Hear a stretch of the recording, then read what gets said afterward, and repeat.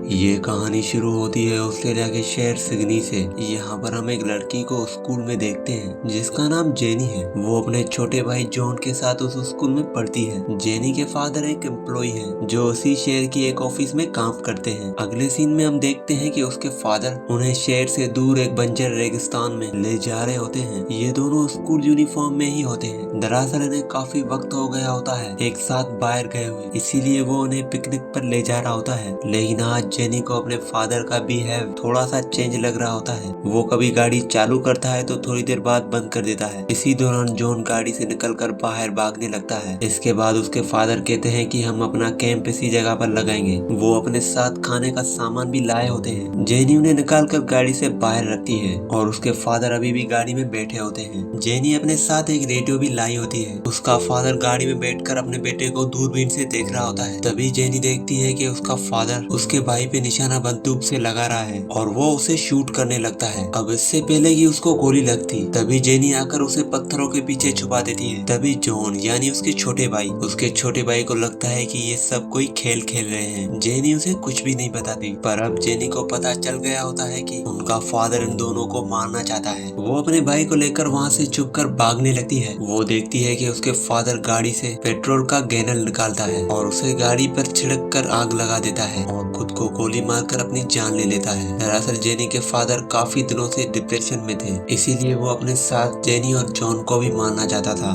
Jenny ये देखकर काफी डर जाती है और अपने पिकनिक स्पॉट से कुछ खाने के लिए खाने पीने का सामान लेकर अपने भाई के साथ निकल जाती है। जॉन के पूछने पर वो कुछ भी नहीं बताती और वो उस बंजर रेगिस्तान में आगे बढ़ने लगती है। अब चलते चलते रात हो जाती है। उनके पास थोड़ा सा केट फुल होता है। ये उन्हें खाकर थोड़ा गुजारा कर लेते हैं और वहीं रुककर सो जाते हैं। अगली सुबह वो उठकर आगे बढ़ने लगते हैं। वो काफी ऊंचाई की तरफ पहुंच जाते हैं। वहां से देखने के बाद सामने बस दूर दूर तक बंजर रेगिस्तान ही नजर आ रहा होता है। ये एक जगह रुक जाते हैं। अब इनके पास आखिरी कैन फूड बचा होता है। ये उसे भी खा लेते हैं, यानी कि अब इनके पास खाने के लिए कुछ भी नहीं था। ये रेगिस्तान में भटक चुके हैं। ये वेस्टर्न ऑस्ट्रेलिया का बड़ा रेगिस्तान होता है। यहाँ से बिना नक्शे के निकलना तकरीबन नामुमकिन है। अब इसके बाद रात हो जाती है। आज उन्हें यहाँ 3 दिन गुजर चुके हैं। प्यास की वजह से अब इनकी बॉडी कमजोर होने लगती है। जॉन थक कर वहीं लेट जाता है। अब वो चलने की हालत में नहीं होता। जेनी उसे अपने कंधों पर उठाकर आगे बढ़ने लगती है, पर अब जेनी भी काफी थक गई होती है। जेनी उसे कहती है कि वो उठे और उसके साथ आगे बढ़े, और पानी न मिलने की वजह से उनकी आंखें बंद होने लगती है। तभी दूर जेनी को एक पेड़ दिखता है। वो सोचती है कि वहाँ वो थोड़ी देर रुककर आराम करेगी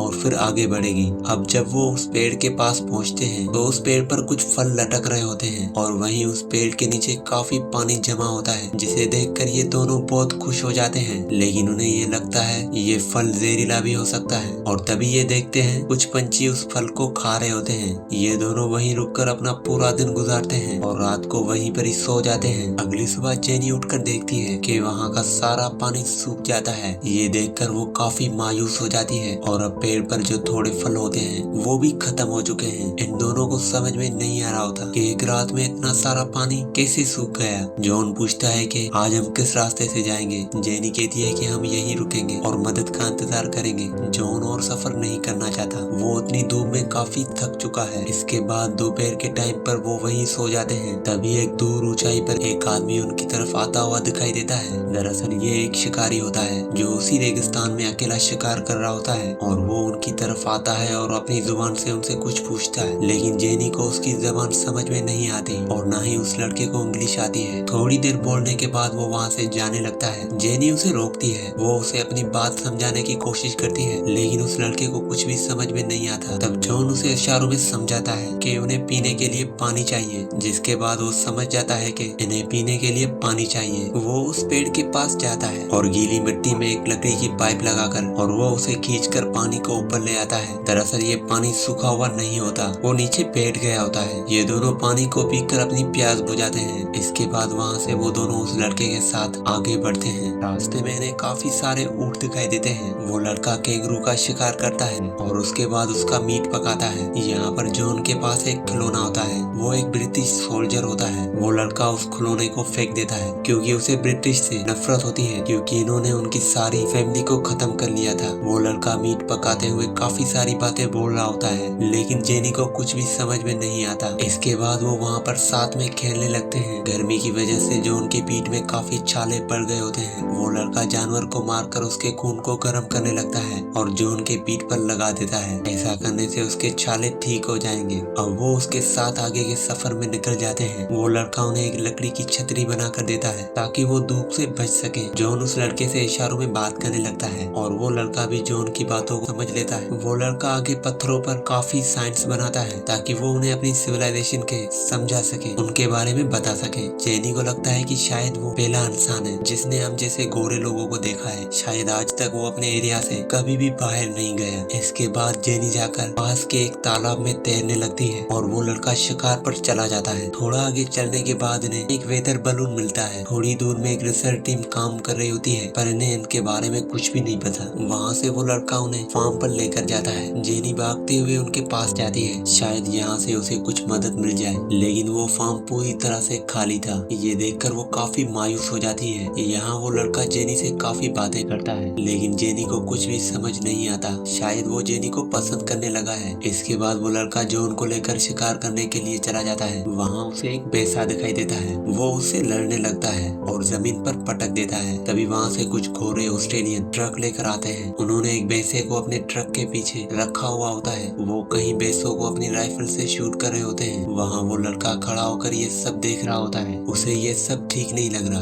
क्योंकि ये शिकार का सही तरीका नहीं होता। वो मायूस होकर वापस फार्म में लौट जाता है। जेनी उसे आवाज देती है पर वो नहीं सुनता। थोड़ी देर बाद वो बाहर चला जाता है। बाहर कहीं भैंसों की हड्डियां पड़ी हुई होती है। वो उनकी बीच में जाकर सो जाता है और हड्डियों की राख से अपनी पूरी बॉडी को पेंट कर देता है। इसके बाद वो जब फार्म में आता है और वो जेनी को देखकर उसके सामने डांस करने लगता है। शायद वो जेनी को इम्प्रेस करने की कोशिश करता है पर उसे इस तरह से देखकर जेनी डर जाती है और वो छुप जाती है। वो पूरा दिन और पूरी रात बाहर नाचता रहता है। इसके बाद जेनी रात को जॉन से कहती है कि सुबह होने वाली है, हम दोनों यहाँ से निकल जाएंगे। अगली सुबह जॉन जेनी को उठाता है। वो पूछता है कि वो लड़का कहाँ गया। जेनी को लगता है कि वो लड़का शायद अपने घर चला गया। ये दोनों सुबह अपनी यूनिफॉर्म पहनकर तैयार हो जाते हैं। ये जब वहाँ से जाने लगते हैं तो घर के दूसरी तरफ एक पेड़ पर उस लड़के की लटकी हुई लाश को देखते हैं। दरअसल उसने अपनी जान ले ली होती है। ये देखकर जेनी को काफी दुख होता है। वो उसकी बॉडी से चींटियों को साफ करती है। अब इसके बाद ये दोनों वहाँ से निकल जाते हैं और सड़क पर पहुँच जाते हैं और आगे बढ़ने लगते हैं। आगे उन्हें रेगिस्तान में एक माइनिंग टाउन नजर आता है। वहाँ एक आदमी होता है और वहाँ से जेनी को मदद मिल जाती है। अब कुछ सालों के बाद जेनी को उसी अपार्टमेंट में देखते हैं जिसमें वो रहती थी। अब वो बड़ी हो गई है